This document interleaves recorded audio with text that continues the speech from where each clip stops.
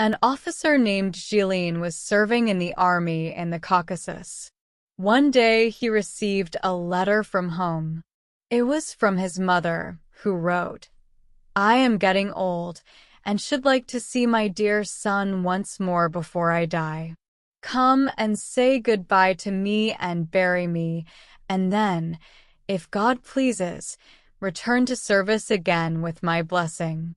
But I have found a girl for you, who is sensible and good and has some property. If you can love her, you might marry her and remain at home." Zhilin thought it over. It was quite true.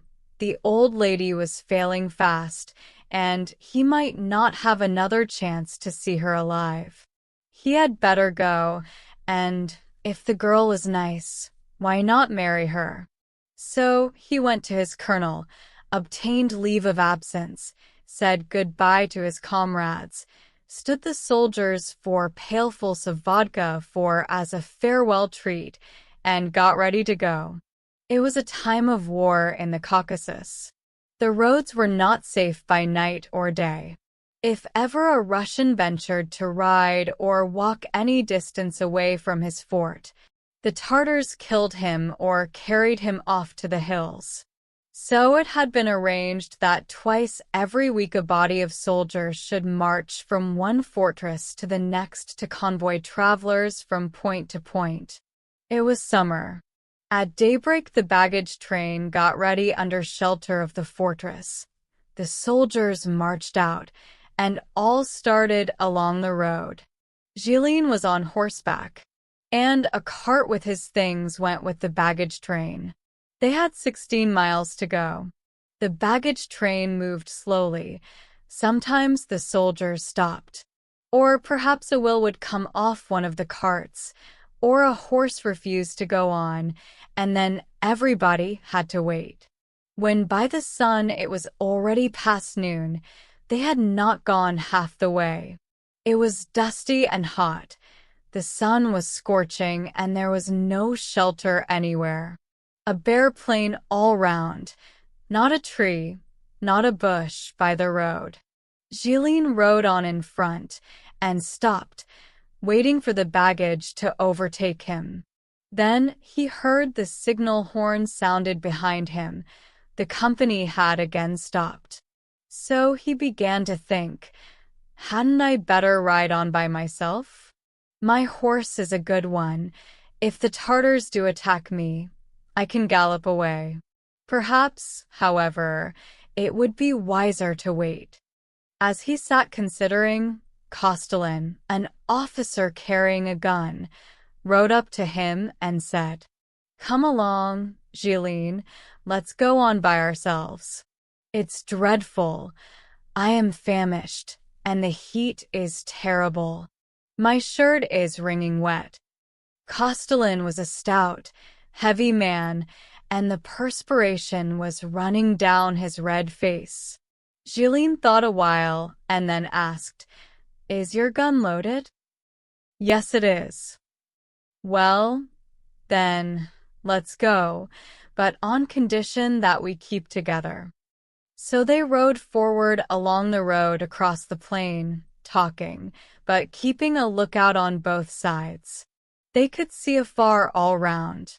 But after crossing the plain the road ran through a valley between two hills, and Zhilin said, "We had better climb that hill and have a look round, or the Tartars may be on us before we know it." But Kostelin answered, "What's the use? Let us go on." Zhilin, however, would not agree. "No," he said, "you can wait here if you like, but I'll go and look round." And he turned his horse to the left, up the hill. Zhilin's horse was a hunter, and carried him up the hillside as if it had wings. He had bought it for 100 rubles as a colt out of a herd, and had broken it in himself. Hardly had he reached the top of the hill, when he saw some 30 Tartars not much more than 100 yards ahead of him. As soon as he caught sight of them, he turned round, but the Tartars had also seen him, and rushed after him at full gallop, getting their guns out as they went. Down galloped Zhilin as fast as the horse's legs could go, shouting to Castellan, "Get your gun ready." And, in thought, he said to his horse, "Get me well out of this, my pet. Don't stumble, for if you do, it's all up. Once I reach the gun, they shan't take me prisoner." But, instead of waiting, Castellan, as soon as he caught sight of the Tartars, turned back towards the fortress at full speed, whipping his horse now on one side, now on the other, and its switching tail was all that could be seen of him in the dust. Zhilin saw it was a bad lookout. The gun was gone, and what could he do with nothing but his sword? He turned his horse towards the escort, thinking to escape, but there were 6 Tartars rushing to cut him off. His horse was a good one, but theirs were still better, and besides, they were across his path. He tried to rein in his horse and to turn another way, but it was going so fast it could not stop, and dashed on straight towards the Tartars. He saw a red-bearded Tartar on a gray horse, with his gun raised, come at him, yelling and showing his teeth. Thought Zhilin, I know you, devils that you are. If you take me alive, you'll put me in a pit and flog me. I will not be taken alive. Zhilin, though not a big fellow, was brave. He drew his sword and dashed at the red-bearded Tartar, thinking, either I'll ride him down, or disable him with my sword. He was still a horse's length away from him when he was fired at from behind, and his horse was hit. It fell to the ground with all its weight, pinning Zhilin to the earth. He tried to rise, but 2 ill-savored Tartars were already sitting on him and binding his hands behind his back. He made an effort and flung them off, but 3 others jumped from their horses and began beating his head with the butts of their guns. His eyes grew dim, and he fell back. The Tartars seized him, and, taking spare girths from their saddles, twisted his hands behind him and tied them with a Tartar knot. They knocked his cap off, pulled off his boots, searched him all over, tore his clothes, and took his money and his watch. Zhilin looked round at his horse. There it lay on its side, poor thing, just as it had fallen, struggling, its legs in the air, unable to touch the ground. There was a hole in its head, and black blood was pouring out, turning the dust to mud for a couple of feet around. One of the Tartars went up to the horse and began taking the saddle off. It still kicked, so he drew a dagger and cut its windpipe. A whistling sound came from its throat. The horse gave one plunge, and all was over. The Tartars took the saddle and trappings. The red-bearded Tartar mounted his horse, and the others lifted Zhilin into the saddle behind him. To prevent his falling off, they strapped him to the Tartar's girdle, and then they all rode away to the hills. So there sat Zhilin, swaying from side to side, his head striking against the Tartar's stinking back. He could see nothing but that muscular back and sinewy neck, with its closely shaven, bluish nape. Zhilin's head was wounded. The blood had dried over his eyes, and he could neither shift his position on the saddle nor wipe the blood off. His arms were bound so tightly that his collarbones ached. They rode up and down hills for a long way. Then they reached a river which they forded, and came to a hard road leading across a valley. Zhilin tried to see where they were going, but his eyelids were stuck together with blood, and he could not turn. Twilight began to fall. They crossed another river and rode up a stony hillside. There was a smell of smoke here, and dogs were barking. They had reached an ale, a Tartar village. The Tartars got off their horses. Tartar children came and stood round Zhilin, shrieking with pleasure and throwing stones at him. The Tartar drove the children away, took Zhilin off the horse, and called his man. A Nogai 5 with high cheekbones and nothing on but a shirt, and that's so torn that his breast was all bare, answered the call. The Tartar gave him an order. He went and fetched shackles, 2 blocks of oak with iron rings attached, and a clasp and lock fixed to one of the rings. They untied Zhilin's arms, fastened the shackles on his leg, and dragged him to a barn, where they pushed him in and locked the door. Zhilin fell on a heap of manure. He lay still a while, then groped about to find a soft place, and settled down. That night Zhilin hardly slept at all. It was the time of year when the nights are short, and daylight soon showed itself through a chink in the wall. He rose, scratched to make the chink bigger, and peeped out. Through the hole he saw a road leading downhill. To the right was a Tartar hut with 2 trees near it. A black dog lay on the threshold, and a goat and kids were moving about wagging their tails. Then he saw a young Tartar woman in a long, loose, bright-colored gown, with trousers and high boots showing from under it. She had a coat thrown over her head, on which she carried a large metal jug filled with water. She was leading by the hand a small, closely shaven Tartar boy who wore nothing but a shirt, and as she went along balancing herself, the muscles of her back quivered.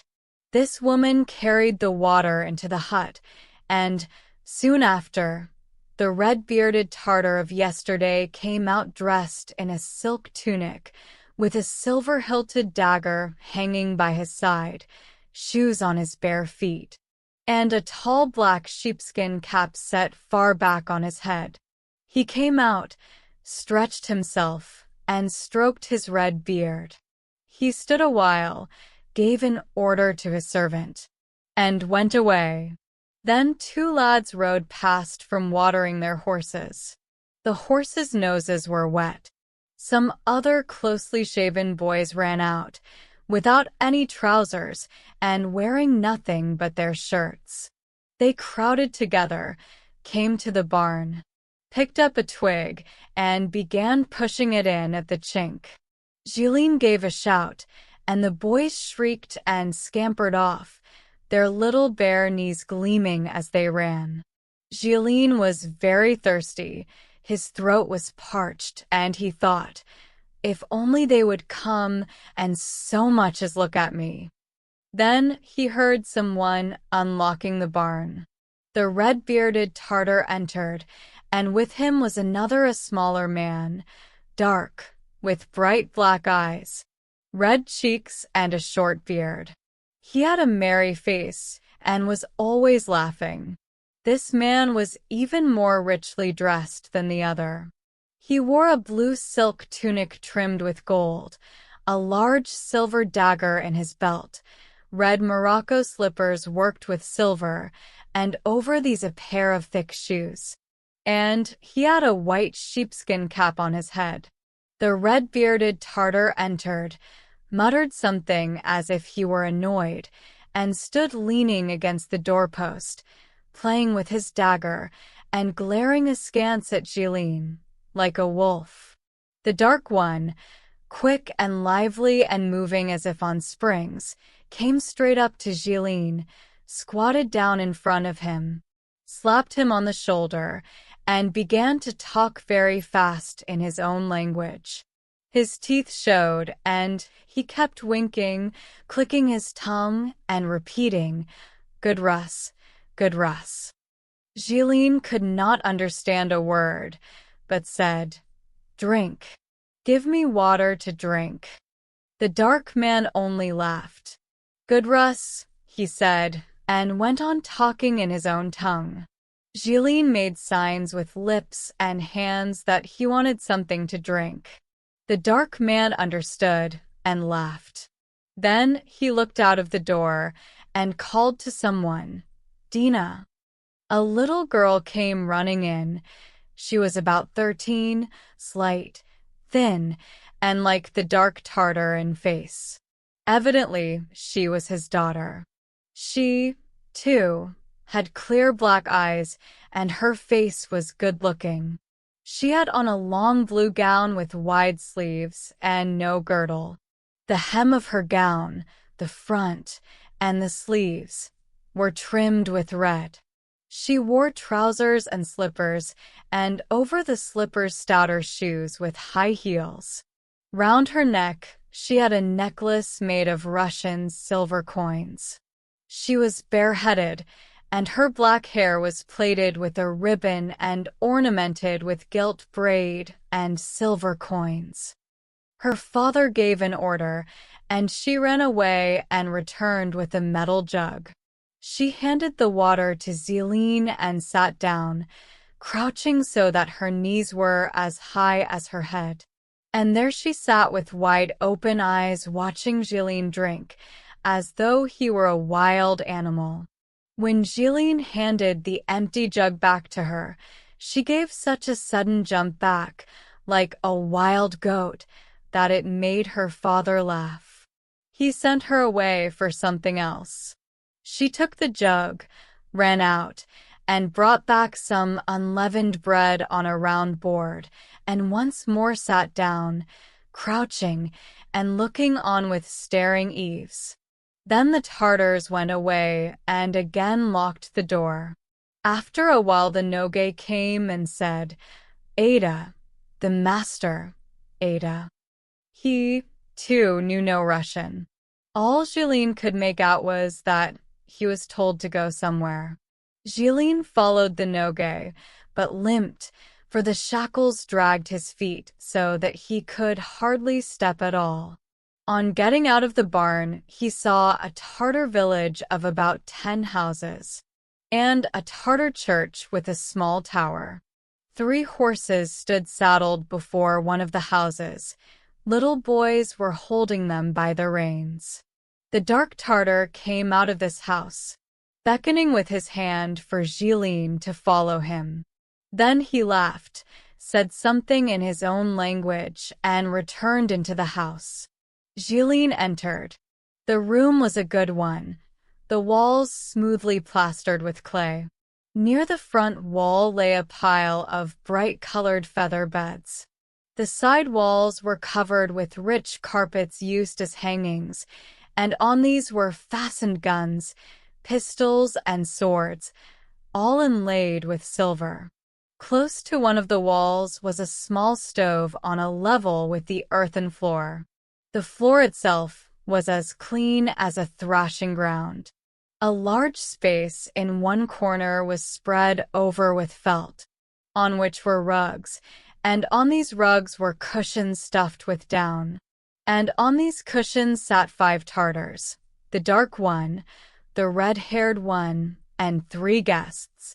They were wearing their indoor slippers, and each had a cushion behind his back. Before them were standing millet cakes on a round board, melted butter in a bowl, and a jug of buza, or Tartar beer. They ate both cakes and butter with their hands. The dark man jumped up and ordered Zhilin to be placed on one side, not on the carpet but on the bare ground. Then he sat down on the carpet again and offered millet cakes and buza to his guests. The servant made Zhilin sit down, after which he took off his own overshoes, put them by the door where the other shoes were standing, and sat down nearer to his masters on the felt, watching them as they ate, and licking his lips. The Tartars ate as much as they wanted, and a woman dressed in the same way as the girl, in a long gown and trousers, with a kerchief on her head, came and took away what was left, and brought a handsome basin, and an ewer with a narrow spout. The Tartars washed their hands, folded them, went down on their knees, flew to the four quarters, and said their prayers. After they had talked for a while, one of the guests turned to Zhilin and began to speak in Russian. "You were captured by Qazi Muhammad," he said, and pointed at the red-bearded Tartar. "And Qazi Muhammad has given you to Abdul Murat," pointing at the dark one. "Abdul Murat is now your master." Zhilin was silent. Then Abdul Murat began to talk, laughing, pointing to Zhilin and repeating, "Soldier Russ, good Russ." The interpreter said, "He orders you to write home and tell them to send a ransom, and as soon as the money comes he will set you free." Zhilin thought for a moment and said, "How much ransom does he want?" The Tartars talked a while, and then the interpreter said, 3,000 rubles. "No," said Zhilin, "I can't pay so much." Abdul jumped up and, waving his arms, talked to Zhilin, thinking, as before, that he would understand. The interpreter translated, "How much will you give?" Zhilin considered and said, 500 rubles. At this the Tartars began speaking very quickly, all together. Abdul began to shout at the red-bearded one, and jabbered so fast that the spittle spurted out of his mouth.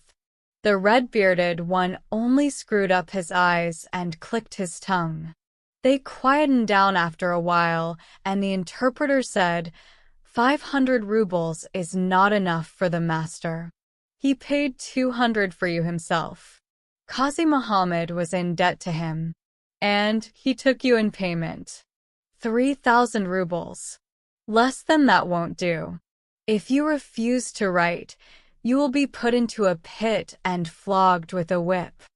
Thought Zhilin, the more one fears them, the worse it will be.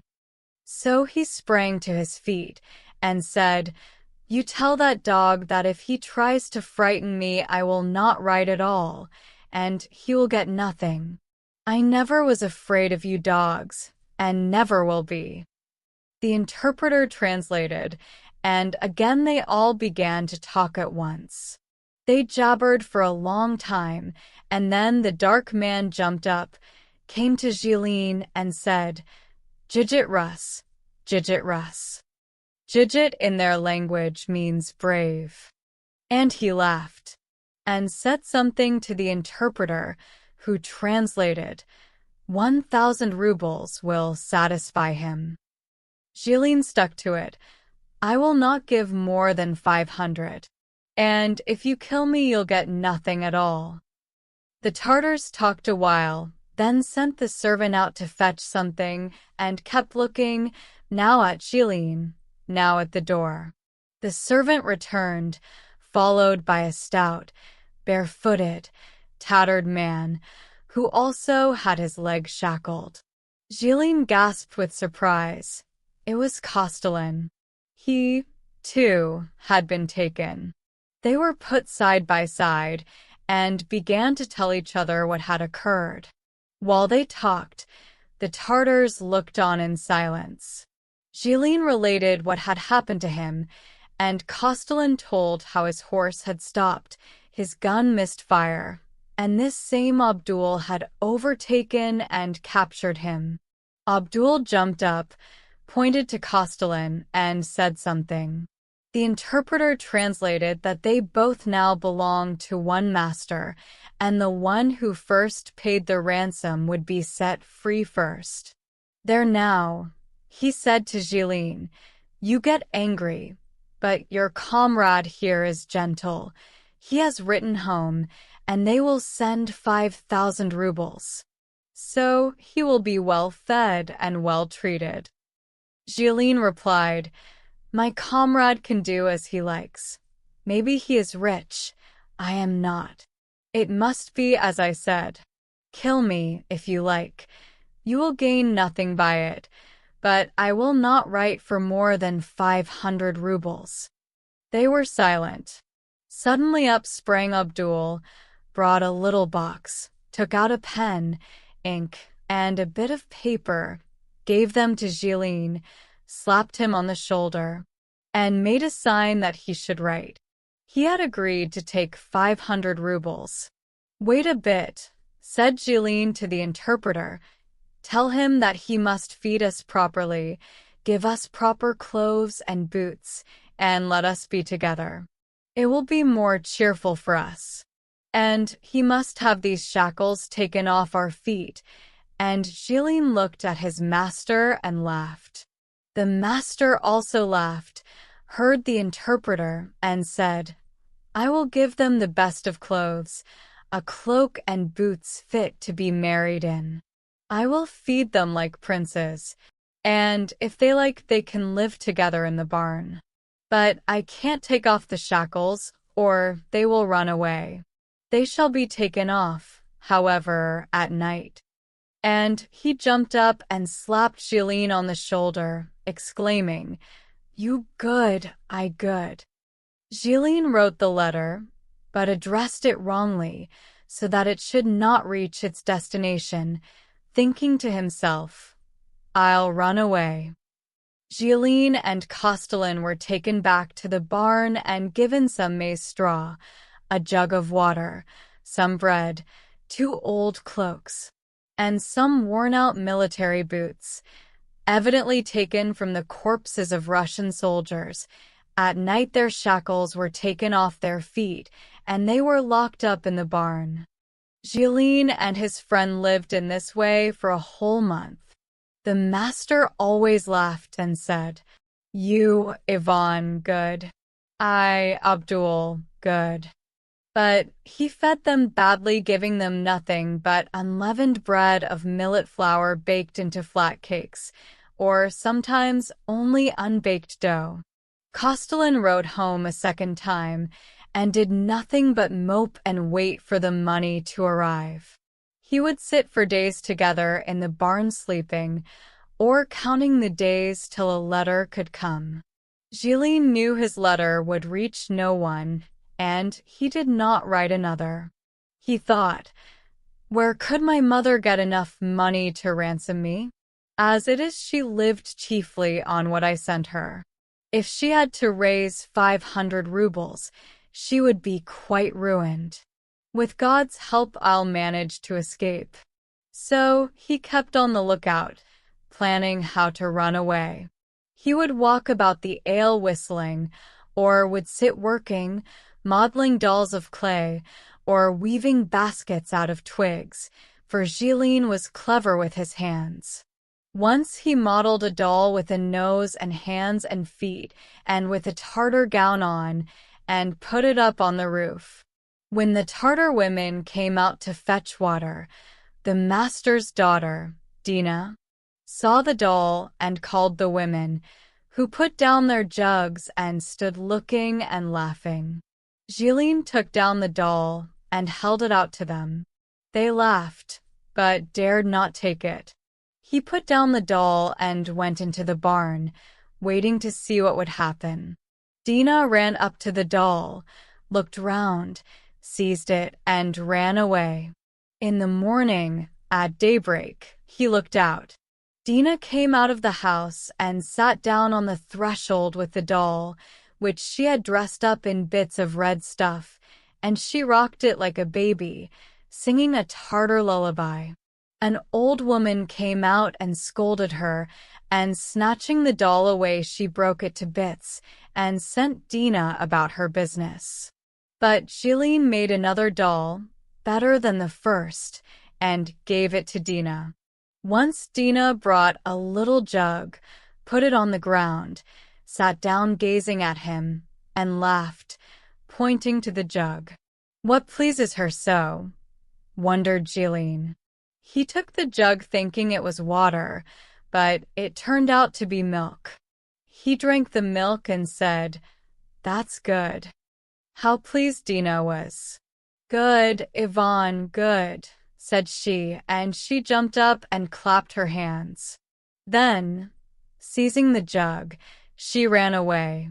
After that, She stealthily brought him some milk every day. The Tartars make a kind of cheese out of goat's milk, which they dry on the roofs of their houses, and sometimes, on the sly, she brought him some of this cheese. And once, when Abdul had killed a sheep, she brought Zhilin a bit of mutton in her sleeve. She would just throw the things down and run away. One day there was a heavy storm, and the rain fell in torrents for a whole hour. All the streams became turbid. At the ford, the water rose till it was 7 feet high, and the current was so strong that it rolled the stones about. Rivulets flowed everywhere, and the rumbling in the hills never ceased. When the storm was over, the water ran in streams down the village street. Zhilin got his master to lend him a knife, and with it he shaped a small cylinder, and cutting some little boards, he made a wheel to which he fixed 2 dolls, one on each side. The little girls brought him some bits of stuff, and he dressed the dolls, one as a peasant, the other as a peasant woman. Then he fastened them in their places and set the wheel so that the stream should work it. The wheel began to turn and the dolls danced.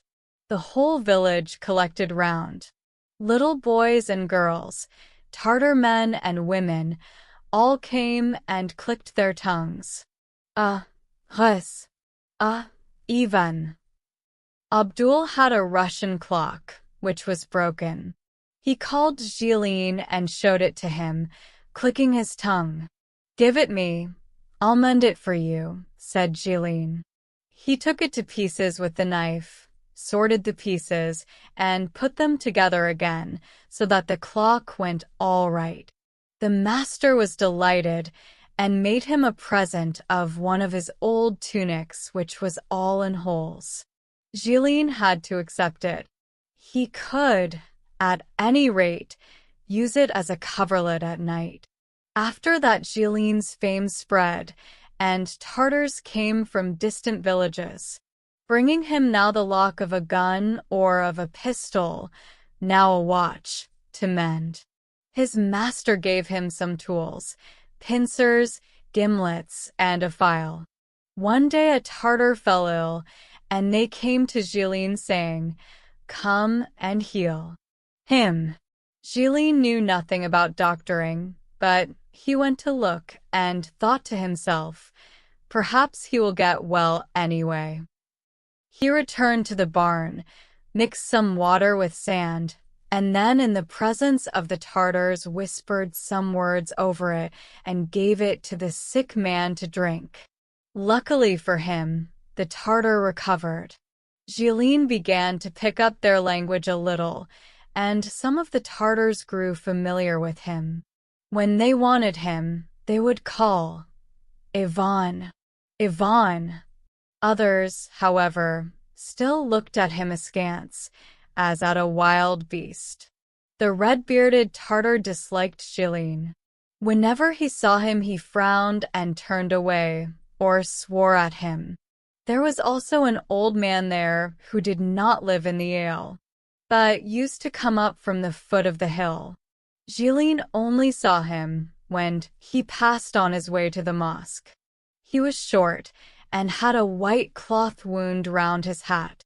His beard and mustaches were clipped and white as snow, and his face was wrinkled and brick red. His nose was hooked like a hawk's. His gray eyes looked cruel, and he had no teeth except 2 tusks. He would pass, with his turban on his head, leaning on his staff, and glaring round him like a wolf. If he saw Zhilin, he would snort with anger and turn away. Once Zhilin descended the hill to see where the old man lived. He went down along the pathway and came to a little garden surrounded by a stone wall. And behind the wall he saw cherry and apricot trees and a hut with a flat roof. He came closer and saw hives made of plaited straw and bees flying about and humming. The old man was kneeling, busy doing something with a hive. Zhilin stretched to look, and his shackles rattled.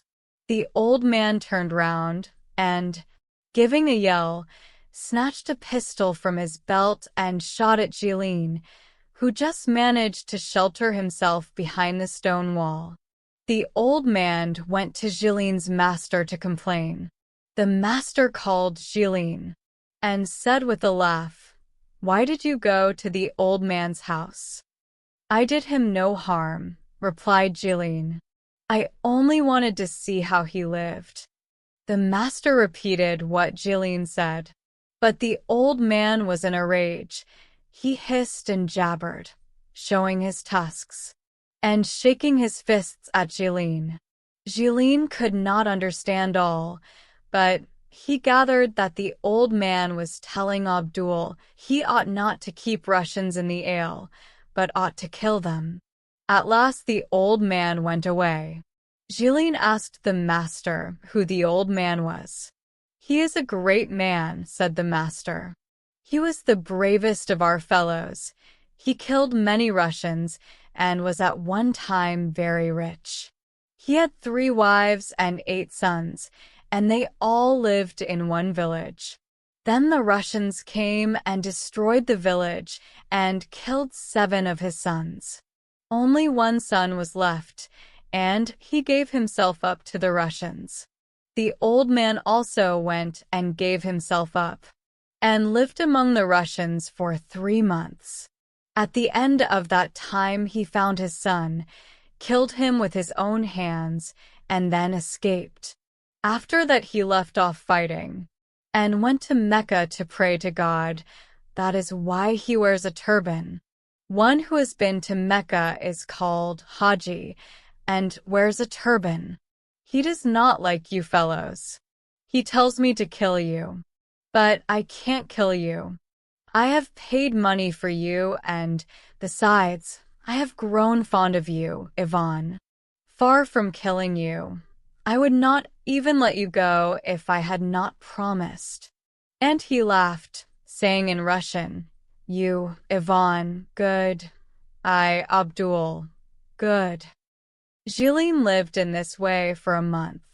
During the day he sauntered about the ale or busied himself with some handicraft, but at night, when all was silent in the ale, he dug at the floor of the barn. It was no easy task digging, because of the stones, but he worked away at them with his file, and at last had made a hole under the wall large enough to get through. "If only I could get to know the lay of the land," thought he, "and which way to go. But none of the Tartars will tell me." So he chose a day when the master was away from home and set off after dinner to climb the hill beyond the village and to look around. But before leaving home, the master always gave orders to his son to watch Zhilin and not to lose sight of him. So the lad ran after Zhilin, shouting, "Don't go. Father does not allow it. I'll call the neighbors if you won't come back." Zhilin tried to persuade him and said, "I'm not going far. I only want to climb that hill. I want to find a herb to cure sick people with. You come with me if you like. How can I run away with these shackles on? Tomorrow I'll make a bow and arrows for you." So he persuaded the lad, and they went. To look at the hill, it did not seem far to the top, but it was hard walking with shackles on his leg. Zhilin went on, but it was all he could do to reach the top. There he sat down and noted how the land lay. To the south, beyond the barn, was a valley in which a herd of horses was pasturing, and at the bottom of the valley one could see another ale. Beyond that was a still steeper hill, and another hill beyond that. Between the hills, in the blue distance, were forests, and still further off were mountains, rising higher and higher. The highest of them were covered with snow, white as sugar, and one snowy peak towered above all the rest. To the east and to the west were other such hills, and here and there smoke rose from ales in the ravines. Ah, thought he, all that is Tartar country. And he turned towards the Russian side. At his feet he saw a river and the ale he lived in, surrounded by little gardens. He could see women like tiny dolls sitting by the river rinsing clothes. Beyond the ale was a hill, lower than the one to the south, and beyond it two other hills well wooded, and between these a smooth bluish plain, and far across the plain something that looked like a cloud of smoke. Zhilin tried to remember where the sun used to rise and set when he was living in the fort, and he saw that there was no mistake. The Russian fort must be in that plain. Between those two hills he would have to make his way when he escaped. The sun was beginning to set. The white, snowy mountains turned red, and the dark hills turned darker. Mists rose from the ravine, and the valley, where he supposed the Russian fort to be, seemed on fire with the sunset glow. Zhilin looked carefully. Something seemed to be quivering in the valley like smoke from a chimney, and he felt sure the Russian fortress was there. It had grown late. The mullah's cry was heard. The herds were being driven home. The cows were lowing, and the lad kept saying, "Come home." But Zhilin did not feel inclined to go away. At last, however, they went back. Well, thought Zhilin, now that I know the way, it is time to escape. He thought of running away that night. The nights were dark. The moon had waned. But as ill luck would have it, the Tartars returned home that evening. They generally came back driving cattle before them and in good spirits. But this time they had no cattle. All they brought home was the dead body of a Tartar, the Red One's brother, who had been killed. They came back looking sullen, and they all gathered together for the burial. Zhilin also came out to see it. They wrapped the body in a piece of linen, without any coffin, and carried it out of the village, and laid it on the grass under some plane trees. The mullah and the old men came. They wound clothes round their caps, took off their shoes, and squatted on their heels, side by side, near the corpse. The mullah was in front. Behind him in a row were 3 old men in turbans, and behind them again the other Tartars. All cast down their eyes and sat in silence. This continued a long time, until the mullah raised his head and said, "Allah," which means God. He said that one word, and they all cast down their eyes again, and were again silent for a long time. They sat quite still, not moving or making any sound. Again the mullah lifted his head and said, "Allah," and they all repeated, "Allah, Allah," and were again silent. The dead body lay immovable on the grass, and they sat as still as if they too were dead. Not one of them moved. There was no sound but that of the leaves of the plane trees stirring in the breeze. Then the mullah repeated a prayer, and they all rose. They lifted the body and carried it in their arms to a hole in the ground. It was not an ordinary hole, but was hollowed out under the ground like a vault. They took the body under the arms and by the legs, bent it, and let it gently down, pushing it under the earth in a sitting posture, with the hands folded in front. The Nogai brought some green rushes, which they stuffed into the hole, and, quickly covering it with earth, they smoothed the ground, and set an upright stone at the head of the grave. Then they trod the earth down, and again sat in a row before the grave. keeping silence for a long time. At last they rose, said Allah, Allah, Allah, and sighed. The red-bearded Tartar gave money to the old men. Then he too rose, took a whip, struck himself with it 3 times on the forehead, and went home. The next morning Zhilin saw the red Tartar, followed by 3 others, leading a mare out of the village. When they were beyond the village, the red-bearded Tartar took off his tunic and turned up his sleeves, showing his stout arms. Then he drew a dagger and sharpened it on a whetstone. The other Tartars raised the mare's head, and he cut her throat, threw her down and began skinning her, loosening the hide with his big hands. Women and girls came and began to wash the entrails and the inwards. The mare was cut up, the pieces taken into the hut, and the whole village collected at the red Tartar's hut for a funeral feast. For 3 days they went on eating the flesh of the mare, drinking buza, and praying for the dead man. All the Tartars were at home. On the 4th day at dinner time Zhilin saw them preparing to go away. Horses were brought out. They got ready, and some 10 of them, the red one among them, rode away, but Abdul stayed at home. It was new moon, and the nights were still dark. Thought Zhilin, tonight is the time to escape. And he told Castellan, but Castellan's heart failed him. How can we escape? He said.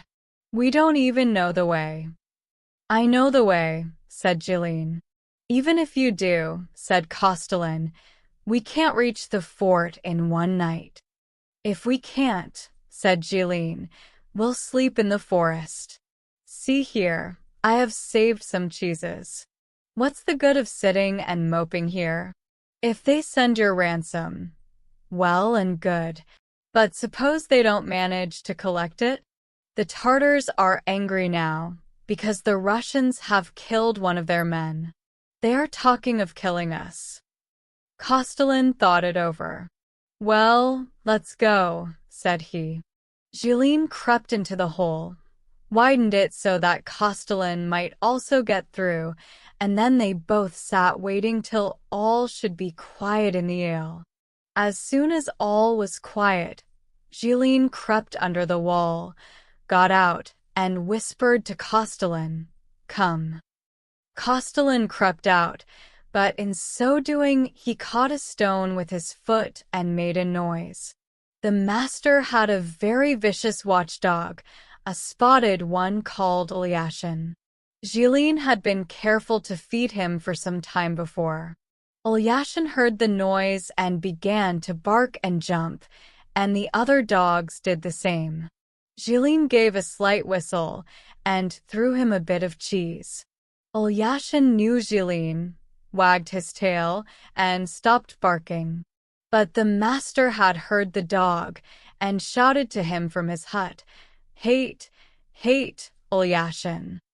Zhilin, however, scratched Ilyashin behind the ears, and the dog was quiet and rubbed against his legs. Wagging his tail, they sat hidden behind a corner for a while. All became silent again. Only a sheep coughed inside a shed, and the water rippled over the stones in the hollow. It was dark. The stars were high overhead, and the new moon showed red as it set, horns upward, behind the hill. In the valleys the fog was white as milk. Zhilin rose and said to his companion, Well, friend, come along. They started, but they had only gone a few steps when they heard the mullah crying from the roof, Allah, Beshmillah, Ilraman. That meant that the people would be going to the mosque. So they sat down again, hiding behind a wall, and waited a long time till the people had passed. At last all was quiet again. Now then, may God be with us. They crossed themselves and started once more. They passed through a yard and went down the hillside to the river, crossed the river, and went along the valley. The mist was thick, but only near the ground. Overhead the stars shone quite brightly. Zhilin directed their course by the stars. It was cool in the mist, and easy walking, only their boots were uncomfortable, being worn out and trodden down. Zhilin took his off, threw them away, and went barefoot, jumping from stone to stone, and guiding his course by the stars. Castellan began to lag behind. "Walk slower," he said. "These confounded boots have quite blistered my feet." "Take them off," said Zhilin. "It will be easier walking without them." Castellan went barefoot, but got on still worse. The stones cut his feet, and he kept lagging behind. Zhilin said, "If your feet get cut, they'll heal again, but if the Tartars catch us and kill us, it will be worse." Castellan did not reply, but went on, groaning all the time. Their way lay through the valley for a long time. Then, to the right, they heard dogs barking. Zhilin stopped, looked about, and began climbing the hill feeling with his hands. Said he, "we have gone wrong and have come too far to the right. Here is another ale, one I saw from the hill. We must turn back and go up that hill to the left. There must be a wood there." But Castellan said, "Wait a minute. Let me get breath. My feet are all cut and bleeding." "Never mind, friend. They'll heal again. You should spring more lightly. Like this." And Zhilin ran back and turned to the left up the hill towards the wood. Castellan still lagged behind and groaned. Zhilin only said, "Hush," and went on and on. They went up the hill and found a wood as Zhilin had said. They entered the wood and forced their way through the brambles, which tore their clothes. At last they came to a path and followed it. "Stop." They heard the tramp of hoofs on the path and waited, listening. It sounded like the tramping of a horse's feet, but then ceased. They moved on, and again they heard the tramping. When they paused, it also stopped. Zhilin crept nearer to it and saw something standing on the path where it was not quite so dark. It looked like a horse, and yet not quite like one, and on it was something queer, not like a man. He heard it snorting. What can it be? Zhilin gave a low whistle, and off it dashed from the path into the thicket, and the woods were filled with the noise of crackling, as if a hurricane were sweeping through, breaking the branches. Castellan was so frightened that he sank to the ground. But Zhilin laughed and said, "It's a stag. Don't you hear him breaking the branches with his antlers? We were afraid of him, and he is afraid of us." They went on. The Great Bear was already setting. It was near morning, and they did not know whether they were going the right way or not. Zhilin thought it was the way he had been brought by the Tartars, and that they were still some 7 miles from the Russian fort, but he had nothing certain to go by, and at night one easily mistakes the way. After a time they came to a clearing. Castellan sat down and said, "Do as you like. I can go no farther. My feet won't carry me." Zhilin tried to persuade him. "No, I shall never get there. I can't." Zhilin grew angry and spoke roughly to him. "Well, then, I shall go on alone. Goodbye." Castellan jumped up and followed. They went another 3 miles. The mist in the wood had settled down still more densely. They could not see a yard before them, and the stars had grown dim. Suddenly they heard the sound of a horse's hoofs in front of them. They heard its shoes strike the stones. Zhilin lay down flat and listened with his ear to the ground. Yes, so it is. A horseman is coming towards us. They ran off the path, crouched among the bushes and waited. Zhilin crept to the road, looked, and saw a Tartar on horseback driving a cow and humming to himself. The Tartar rode past. Zhilin returned to Castellan. God has led him past us.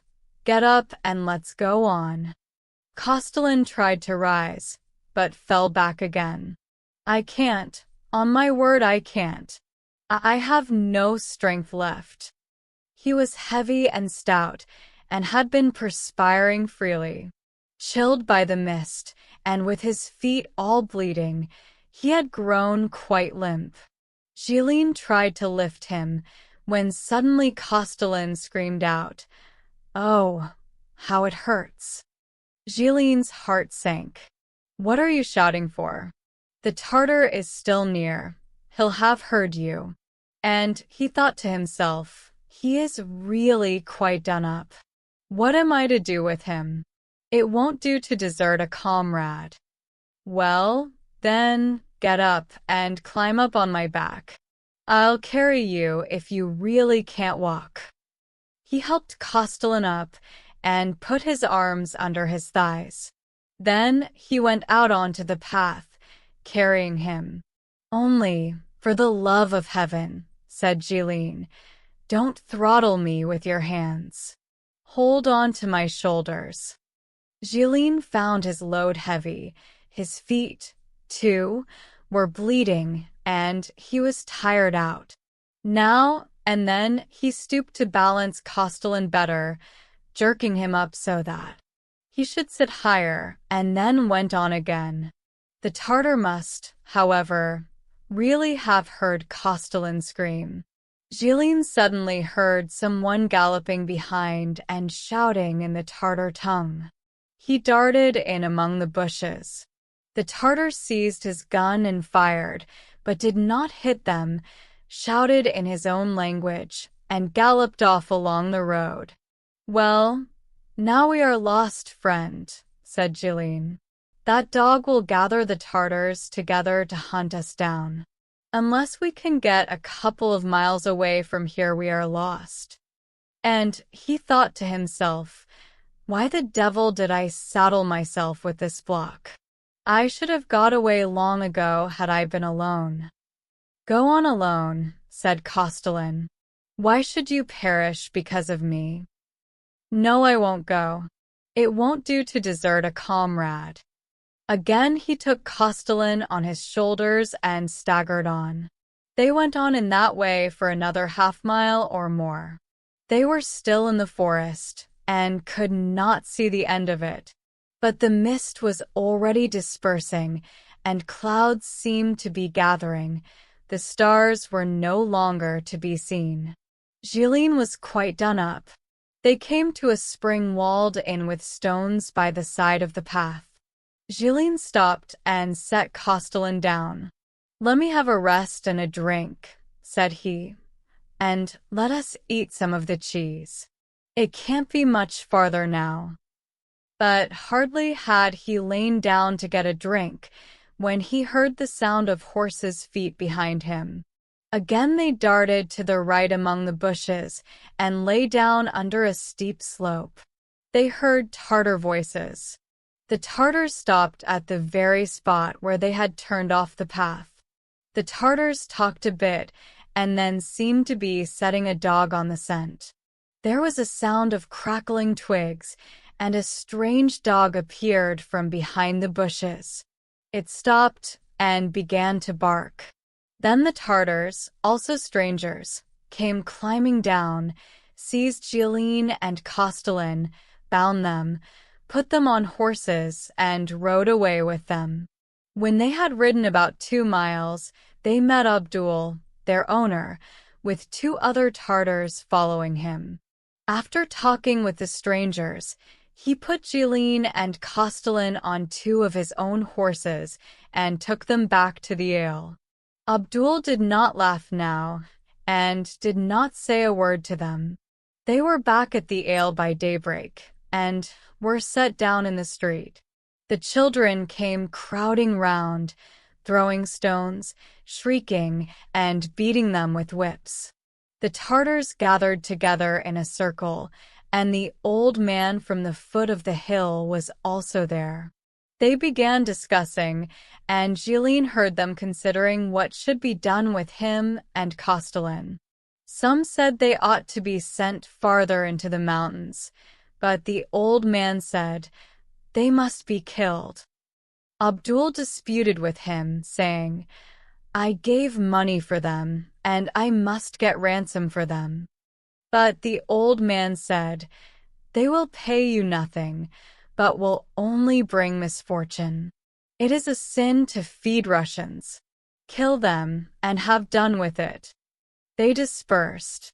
When they had gone, the master came up to Zhilin and said, "If the money for your ransom is not sent within a fortnight, I will flog you.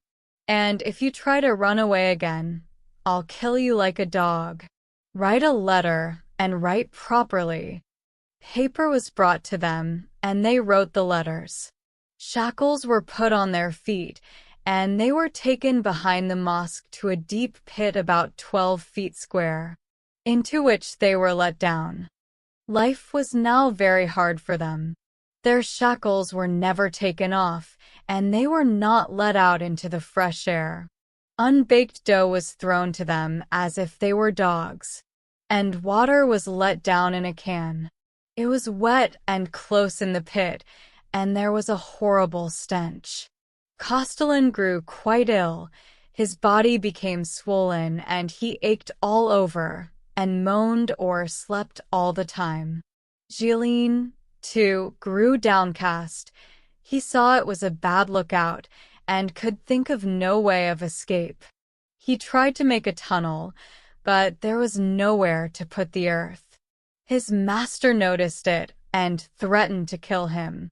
He was sitting on the floor of the pit one day, thinking of freedom and feeling very downhearted, when suddenly a cake fell into his lap, then another, and then a shower of cherries. He looked up, and there was Dina. She looked at him, laughed, and ran away. And Zhilin thought, "Might not Dina help me?" He cleared out a little place in the pit, scraped up some clay, and began modeling toys. He made men, horses, and dogs, thinking, "When Dina comes, I'll throw them up to her." But Dina did not come next day. Zhilin heard the tramp of horses, some men rode past, and the Tartars gathered in council near the mosque. They shouted and argued. The word Russians was repeated several times. He could hear the voice of the old man, though he could not distinguish what was said.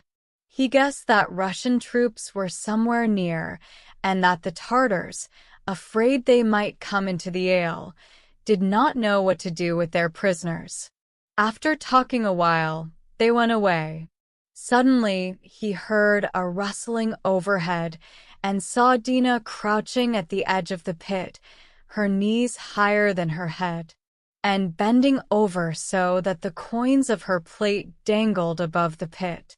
Her eyes gleamed like stars. She drew 2 cheeses out of her sleeve and threw them to him. Zhilin took them and said, "Why did you not come before? I have made some toys for you.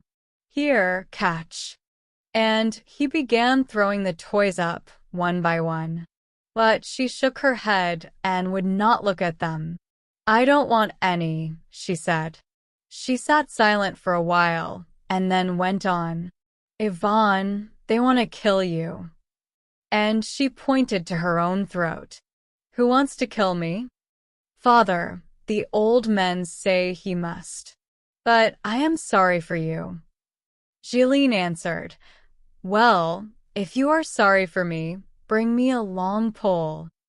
She shook her head, as much as to say, "I can't." He clasped his hands and prayed her. Dina, please do. Dear Dina, I beg of you. I can't, she said. They would see me bringing it. They're all at home. And she went away. So when evening came, Zhilin still sat looking up now and then and wondering what would happen. The stars were there, but the moon had not yet risen. The mullah's voice was heard, then all was silent. Zhilin was beginning to doze, thinking, the girl will be afraid to do it. Suddenly, he felt clay falling on his head. He looked up and saw a long pole poking into the opposite wall of the pit. It kept poking about for a time, and then it came down, sliding into the pit. Zhilin was glad indeed. He took hold of it and lowered it. It was a strong pole, one that he had seen before on the roof of his master's hut. He looked up. The stars were shining high in the sky, and just above the pit Dina's eyes gleamed in the dark like a cat's. She stooped with her face close to the edge of the pit and whispered, Ivan, Ivan, waving her hand in front of her face to show that he should speak low. What? Said Zhilin. All but two have gone away. Then Zhilin said, Well, Castellan, come, let us have one last try. I'll help you up. But Castellan would not hear of it. No, said he, it's clear I can't get away from here. How can I go, when I have hardly strength to turn round? Well, goodbye then. Don't think ill of me. And they kissed each other. Zhilin seized the pole, told Dina to hold on, and began to climb. He slipped once or twice. The shackles hindered him. Castellan helped him, and he managed to get to the top. Dina, with her little hands, pulled with all her might at his shirt, laughing. Zhilin drew out the pole and said, Put it back in its place, Dina, or they'll notice, and you will be beaten.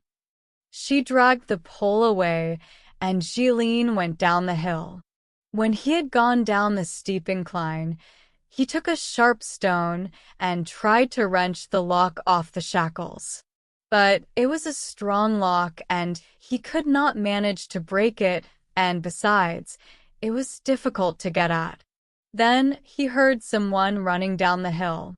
Springing lightly, he thought, surely that's Dina again.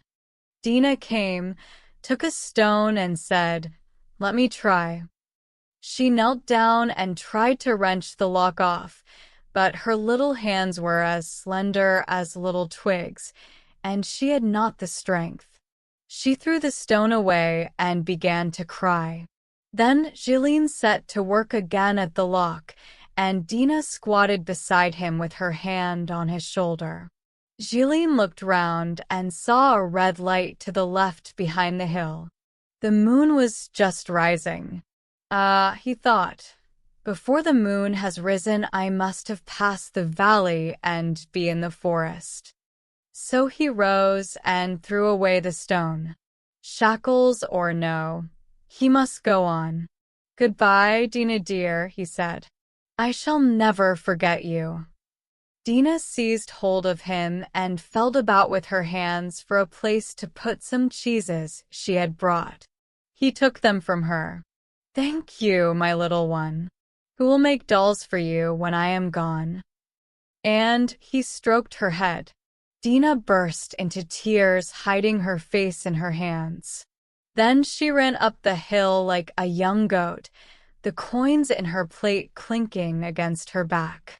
Zhilin crossed himself, took the lock of his shackles in his hand to prevent its clattering, and went along the road, dragging his shackled leg, and looking towards the place where the moon was about to rise. He now knew the way. If he went straight, he would have to walk nearly 6 miles. If only he could reach the wood before the moon had quite risen. He crossed the river. The light behind the hill was growing whiter. Still looking at it, he went along the valley. The moon was not yet visible. The light became brighter, and one side of the valley was growing lighter and lighter, and shadows were drawing in towards the foot of the hill, creeping nearer and nearer to him.